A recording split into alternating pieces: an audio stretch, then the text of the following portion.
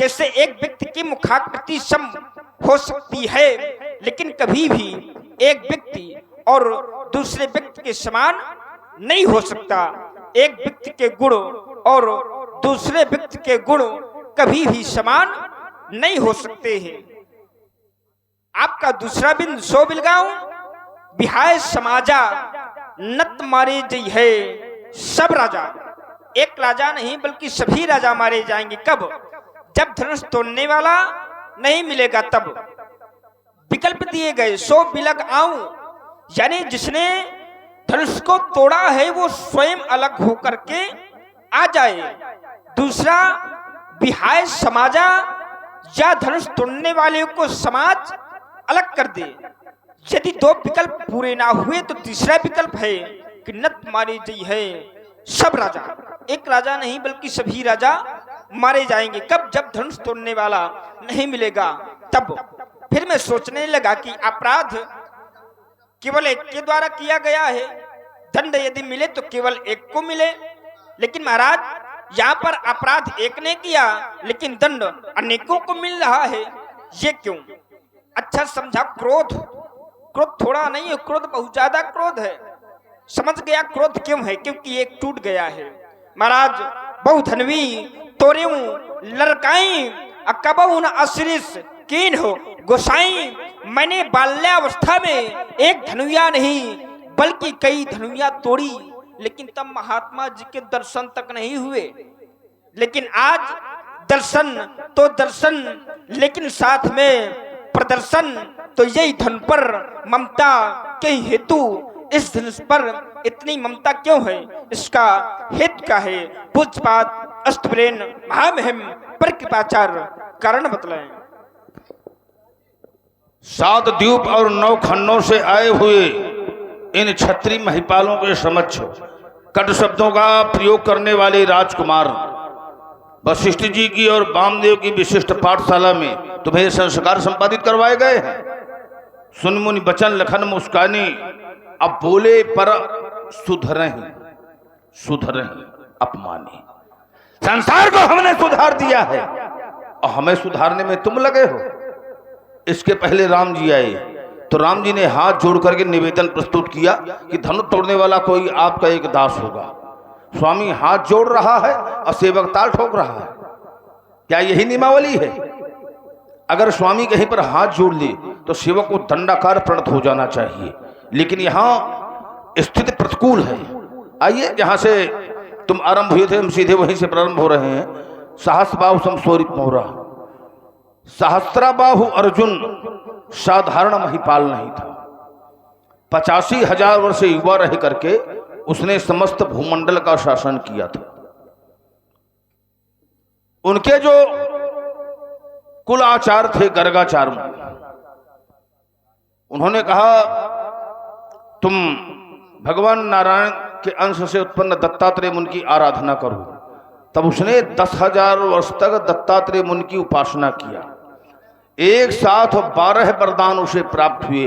अघरहित ऐश्वर्य शक्ति, जिससे प्रजा का पालन हो, औरों की मन की बात जानूं, युद्ध समय सहस्त्र भुजाएं हों, रण में ना कोई जीत सके, सर्वत्र गति अव्याहत हो, सोचे प्रजा अधर्म तो भय हो मेरा, तत्काल अधर्म निवारण हो, श्रेष्ठ अतिथि की प्राप्ति निरंतर, बध विश्व विजेता पीर से हो, कुमार्ग में जाऊं कभी उपदेश तुरंत सन्मार्ग हो, अव्याहत गति का कंचन विमान ब्राह्मण चरणों में भक्ति हो। वरदान सभी श्रेष्ठ थे, लेकिन अहंकार के कारण उसने जंगल में आग लगा दिया। अपुरुष का आश्रम भस्म हो गया। उन्होंने श्राप दिया कि परशुराम के द्वारा तुम्हारी भुजाओं का खंडन होगा। तो जो जैसा करेगा वैसा पाएगा। इस संसार का नियम रहा है, कर्म प्रधान विश्व करी राखा, और जो जस करे सो तस फल चाखा। जैसा उसने किया वैसा फल मिला उसे। इसलिए कि सेना समेत हमारे पिताजी के आश्रम में गया, उन्होंने कामधेन के प्रभाव से आतिथ्य सत्कार किया।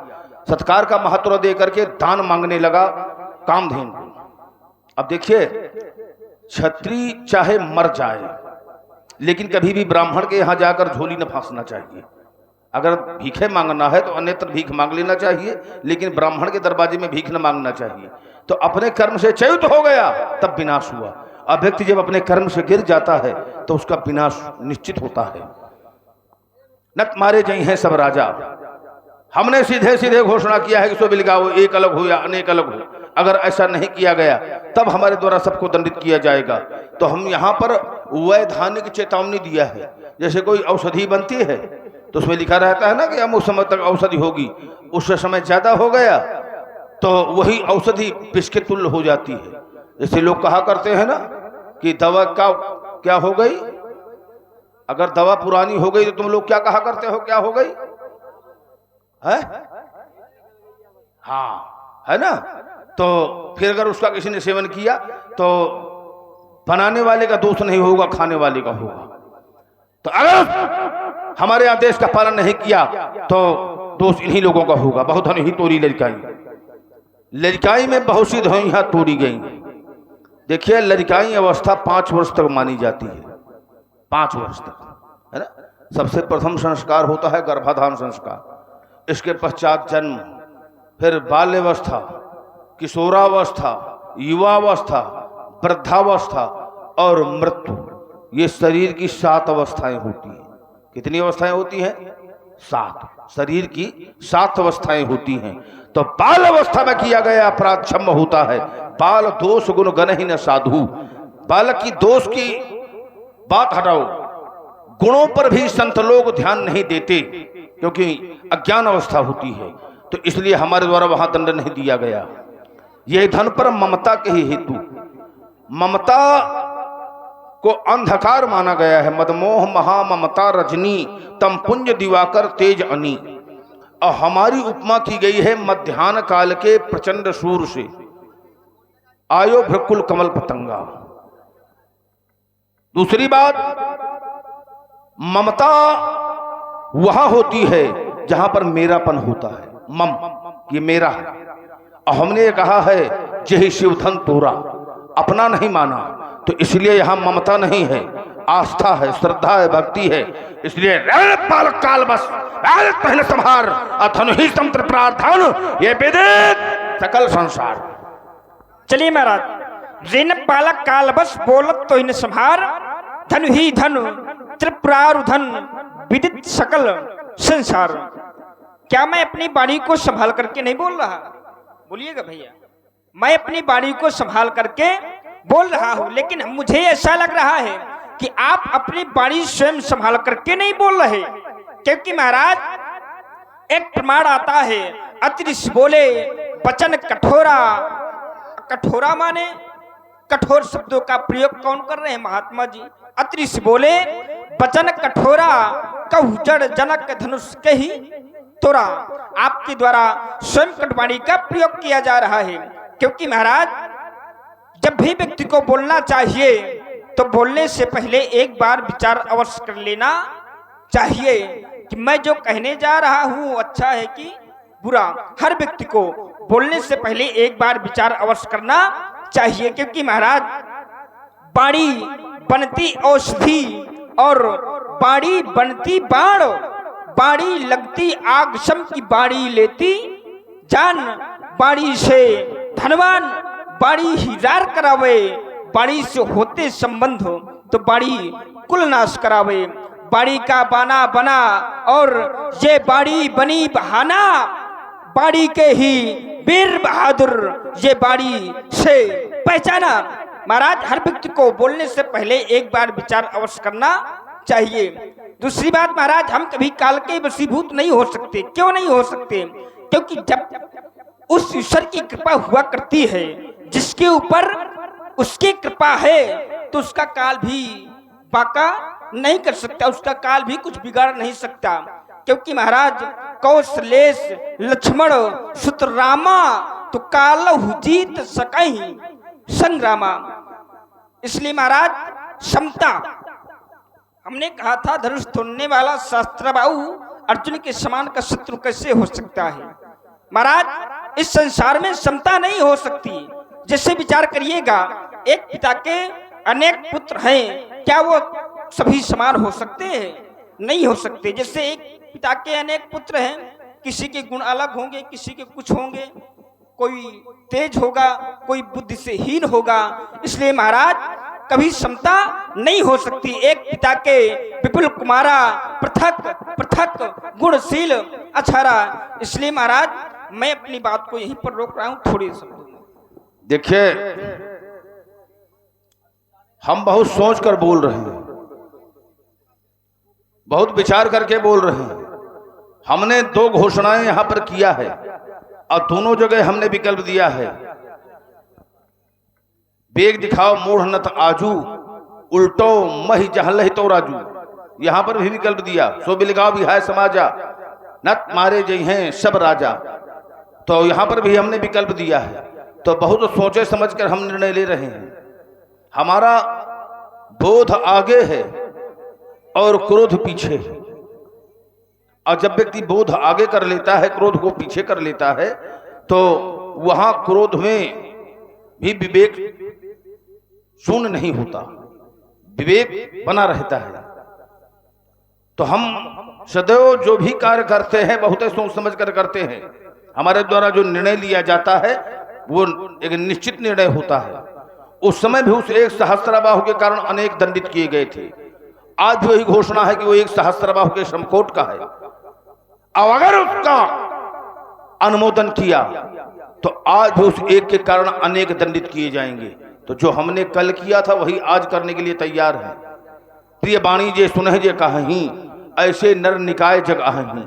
जो प्रिय बाणी बोलने वाले हैं, सुनने वाले हैं, इनकी संख्या ज्यादा है, लेकिन जो परम हितकारी वचन है और कठोर वचन है, तो ऐसे वचन बोलने वाले लोग बहुत कम है और सुनने वाले बहुत कम है। वचन परम हित सुनत कठोरी, अब कहीं जे सुने हित इंद्र प्रभु थोरी। तो हमारे वचन कठोर है लेकिन उसमें परम हित छुपा हुआ है। और जिस वचन में परम हित छुपा हो तो उन वचनों को श्रेष्ठ माना जाएगा। और अगर वचन प्रिय हैं और उसका हित छुपा नहीं है तो उन वचनों को श्रेष्ठता का प्रमाण पत्र नहीं मिल सकता है। विश्व के इतिहास में जो सिद्धांत रहे हैं वो अटल रहे हैं।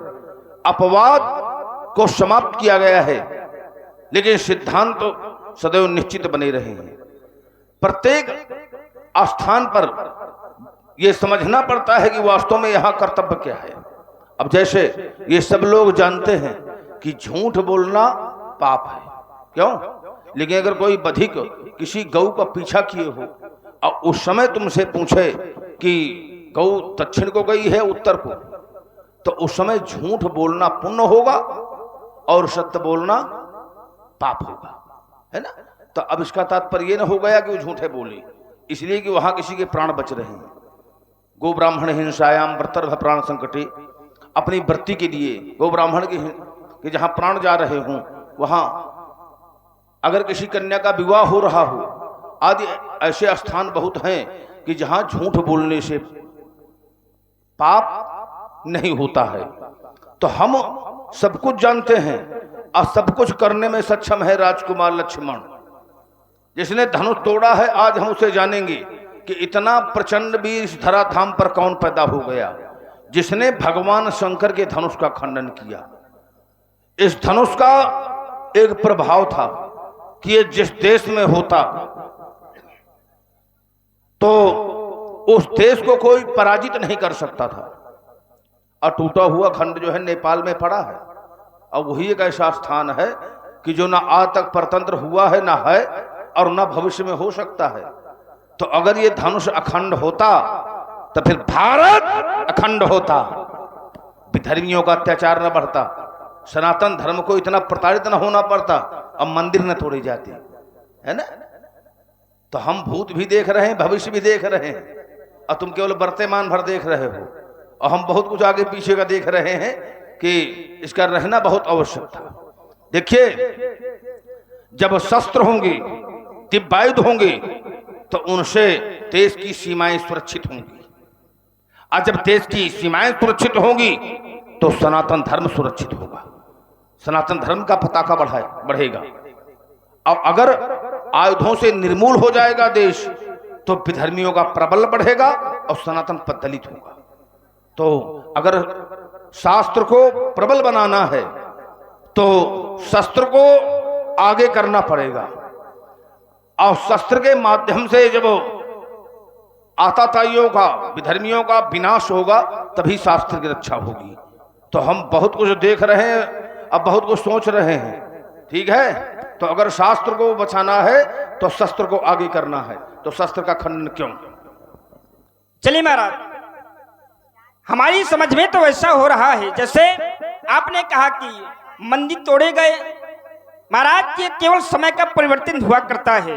विचार करिएगा, कभी कभी ऐसा हुआ करता है क्योंकि समय समय में होता है, समय समय की बात, तो किसी समय का दिन बड़ा तो किसी समय की रात, केवल यह समय का परिवर्तन है। जैसे मंदिर तोड़े जा सकते हैं, लेकिन मंदिर की अंदर की जो प्रतिमा है कभी उसका खंडन नहीं किया जा सकता। मंदिर टूट जाएंगे, फिर मंदिर का पुनः निर्माण हो जाएगा, लेकिन उसके अंदर जो प्रतिमा विद्यमान है कभी वो खंडित नहीं हो सकती है। इसलिए महाराज, ये केवल समय का खेल है। हमें तो ऐसा लग रहा है कभी मंदिर तोड़े गए लेकिन कभी बनाए गए, क्योंकि महाराज यदि देखा जाए धर्म भी हो रहा है। जब धर्म नहीं होगा तो पृथ्वी नहीं टिकेगी। जैसे आपने कहा गौ का यदि कोई वध कर रहा हो तो वहां पर झूठ बोल देना चाहिए, कन्या के विवाह में भी झूठ बोल देना चाहिए, ये धर्म है। यदि किसी की रक्षा हो रही हो, यदि वहां पर आप झूठ का प्रयोग कर रहे हैं तो वो एक धर्म है।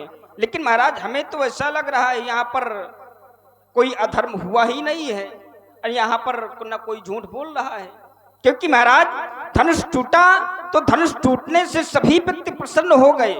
सभी, एक नहीं बल्कि जितने बैठे सभी प्रसन्न है, जितने भी यहाँ पर विद्यमान है। जिस समय धनुष तोड़ने वाले ने धनुष का खंडन किया तो प्रभु तो चाप खंड महि डारे, तो देख लोग सब भय सुखरे, सभी लोग प्रसन्न हो गए। प्रसन्न क्यों हो गए? क्योंकि अच्छा कार्य हो गया। अच्छा कार्य हुआ तो सब लोग प्रसन्न, इतना प्रसन्न हो गए कि आरतियां भी करने लगे।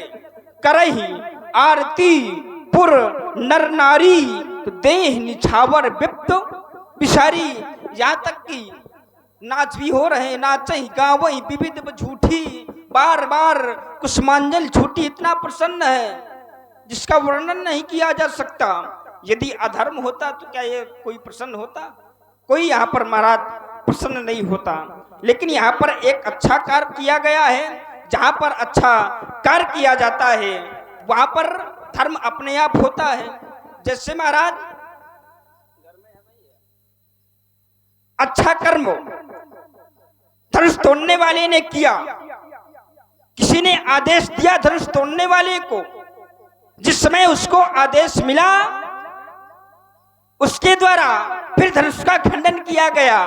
विश्वामित्र समय शुभ जानी, बोले अति स्नेह मैं बानी उठऊ अमुक भंजऊ भव चापा मेटऊ तात जनक परितापा। जहां पर अच्छे व्यक्ति यदि आदेश दे दे तो अच्छा तो होगा ही होगा। मैं अपनी बात को फिर रोक रहा हूं।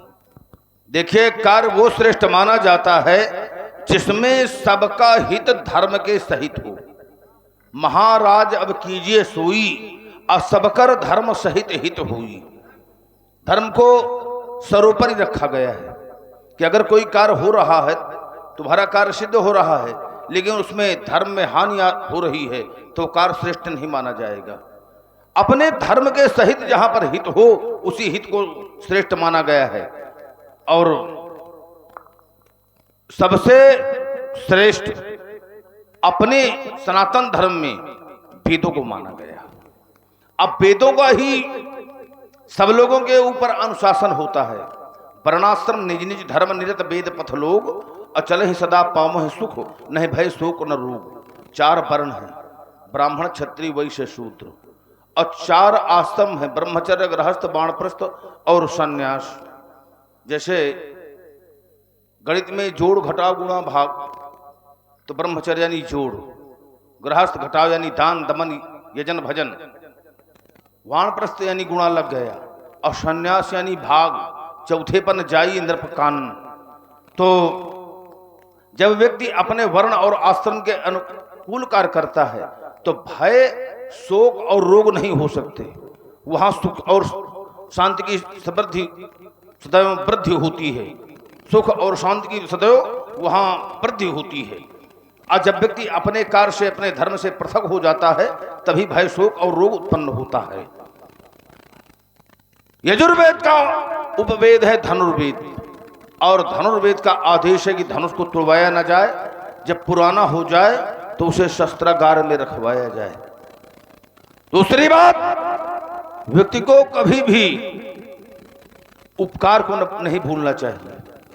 तो सारे संसार में संकट था, वृत्तासुर का आतंक चरम सीमा पर था। उस समय देवराज इंद्र पहुंच गए नैमिषारण, पहुंचे जाए हेनमत तीरा, हर्ष नहाने निर्मल नीना, हर्ष नहाने निर्मल नीरा, हेनमत यानी गोमती के आगे नैमिषारण। तो उस समय देवराज इंद्र ने यही कहा था कि मनु तत्त्याजम ब्राह्मण पुंसान कंपिनाम भवद्दि धानम महतम पुण्य लोक दया बंधनाम। हे ब्राह्मण, तुम्हारे लिए कौन सी वस्तु दुर्लभ है जिसे तुम नहीं दे सकते हो। महर्षि दधीच ने सोचा कि शरीर क्षण भंगुर है, एक न एक दिन स्वयं छूट जाएगा, और शरीर अंत में केवल 3 रूप में परिणित होता है। अगर भूमि समाप्ति गई तो यह शरीर कीड़ा के रूप में परिणित हो जाता है। अगर जल समाधि यानी जल में प्रवाह कर दिया गया तो जल जंतु अगर खाएंगे, या पृथ्वी में ही पड़ा रह गया, जंतुओं ने खा लिया, तो भिष्टा के रूप में परिणित हो जाएगा। और अगर अग्निदाह किया गया तो राख के रूप में, ठीक, कीड़ा, भिष्टा या राख, तीनों रूप में अंत में शरीर जो है परिणित होता है। तो उन्होंने कहा कि अगर संसार में संकट है तो आज मैं अपने प्राण देने के लिए तैयार हूं। तो महर्षि दधीच ने तत्क्षण अपने प्राण दे दिया। क्या सोचा था कि मेरे अस्थियों से जो शस्त्र निर्मित किए जाएंगे उनका विनाश करवाया जाएगा। आज किसी ने इस पर संवेदना व्यक्त किया, किसी ने तो आंसू बहाया इस पर।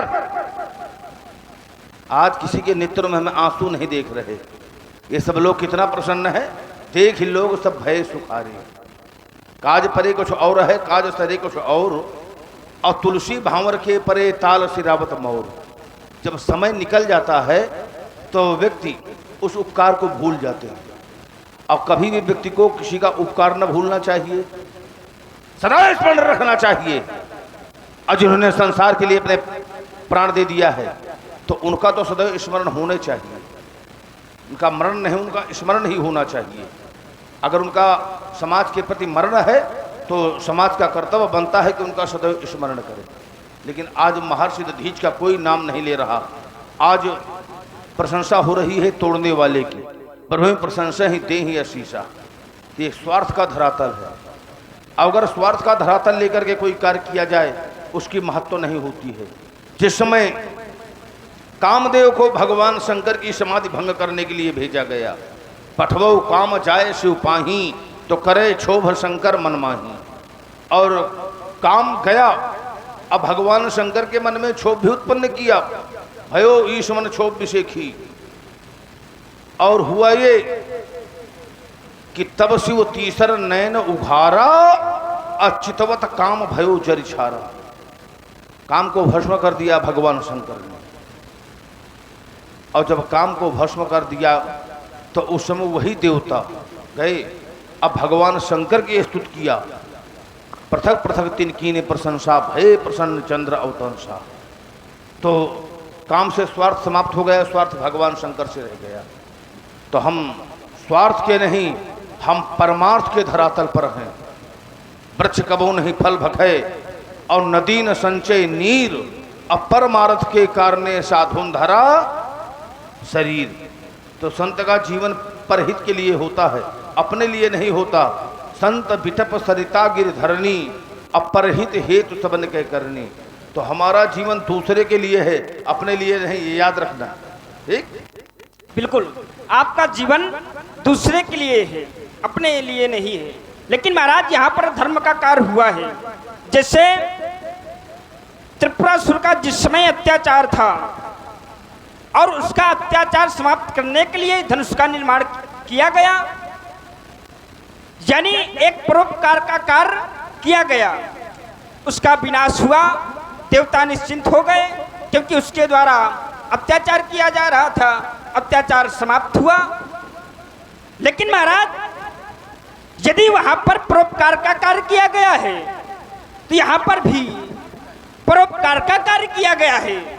विचार करिएगा, यहां पर जब धनुष नहीं टूट रहा था तो कोई दुखी था, और किसी के कष्ट का निवारण कर देना ये कोई अपराध नहीं है, बल्कि धनुष तोड़ने वाले ने उसके कार्य को बनाया है, बल्कि बिगाड़ा नहीं है। और आप हैं आदरणीय हमारे रणविजय सिंह, जो ग्राम कंधौली से, इनके द्वारा 51 पुष्प मुद्राएं भगवान भार्गव जी के चरण कमलों में और भगवान लक्ष्मण लाल जी के चरण कमलों में सादर समर्पित हैं। बहुत बहुत साधुवाद। यहाँ पर उसने परोपकार का कार्य किया, जैसे कन्या का विवाह हो रहा है और यदि उसका विवाह रुक जाए और कोई व्यक्ति आकर के उसका विवाह संपन्न करा दे तो ये एक धर्म का कार्य है। क्योंकि महाराज जब कोई धर्म का कार्य करता है सभी लोग तभी प्रशंसा किया करते हैं, और यहाँ पर उस व्यक्ति की प्रशंसा की जा रही है, बल्कि मनुष्यों को तो छोड़ो देवता भी कर रहे हैं। बरसई सुमन रंग बहुमाला गावई किन्नर गीत रसाला, जहाँ तक कि महाराज ब्रह्मादिक सुर सिद्ध मुनीषा तो प्रभु ही प्रशंसा ही दे ही आशीषा। ब्रह्मादिक सुर सिद्ध मुनीषा यानी मुनि लोग भी जय जयकार कर रहे हैं, आशीर्वाद दे रहे हैं उसको, क्योंकि उसने महाराज अच्छा कर्म किया है, उसने धर्म का कार्य किया है। जैसे आपने संतों के बारे में बतलाया कि संतों का जो जीवन होता है वो किसी दूसरे के लिए होता है, बल्कि अपने निजी के लिए नहीं होता। क्योंकि महाराज संत हृदय नवनीत समाना, जो संत का हृदय होता है वो मक्खन की तरह है, कोमल होता है। तो हमें तो ऐसा लग रहा है कि संत अब विद्रोह कर रहे हैं, क्योंकि महाराज यहाँ पर आप संत के रूप में हैं, आपका जो भेष है संत का है। यदि संत किसी दूसरे के लिए अच्छा कर्म करते हैं तो फिर आपके द्वारा ये क्यों किया जा रहा है? मैं फिर यही रुक रहा हूं। देखिए, हम केवल संत भर नहीं हैं, संत के साथ साथ हम वीर हैं। अयम ब्राह्मणम अयम छात्रम, मुख में वेद पीठ में तरकश, दोनों हाथ करूं सरवर्षण। लेकिन हमारा जो महत्व बढ़ा है तो अयम ब्राह्मण के बल पर नहीं बढ़ा, अयम छात्रम के बल पर बढ़ा है। जब हमारे द्वारा संहार शक्ति का अस्त्र लिया गया है तब हमारा महत्व बढ़ा है। और ये नियम है कि जब जब होए धर्म के हानि, बाढ़हि असुर अधम अभिमानी, करहि अनीत जाय नहीं बरनी, सीधे ही पिप्र धेनु सुर धरनी, और तब तब धरि प्रभु विविध शरीरा, हर ही कृपा निधि सज्जन पीरा।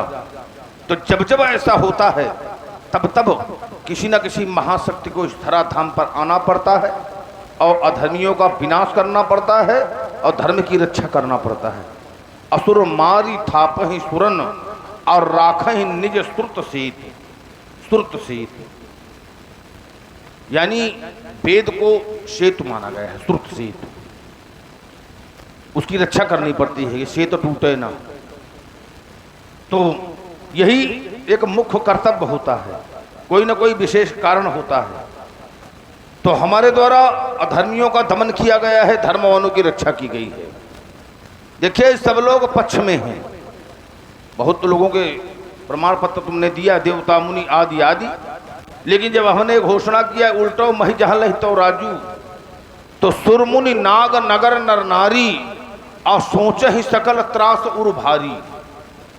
सबके हृदय में भारी भय उत्पन्न हो गया। इन लोगों ने सोच लिया कि हमने जो आशीर्वाद दिया है धनुष तोड़ने वाले को, तो हमारा आशीर्वाद मिथ्या हो जाएगा और धनुष तोड़ने वाला परशुराम जी के कोप का भाजन बनेगा और हम उसकी रक्षा नहीं कर सकते हैं। तो उन्होंने जो अपना प्रमाण पत्र दिया था तो अपना प्रमाण पत्र उन्होंने स्वयं निरस्त कर लिया, हमारे वचनों में अपनी संस्तुति दे दिया। सोचे ही सकल त्रास उर भारी, उनके हृदय में भारी भय उत्पन्न हो गए। तो हम तो यहाँ सबके ऊपर भारी पड़ रहे हैं, चाहे मुनि हो, चाहे देवता हो, चाहे जो हो। सोचे ही सकल त्रास उर भारी, सबके ऊपर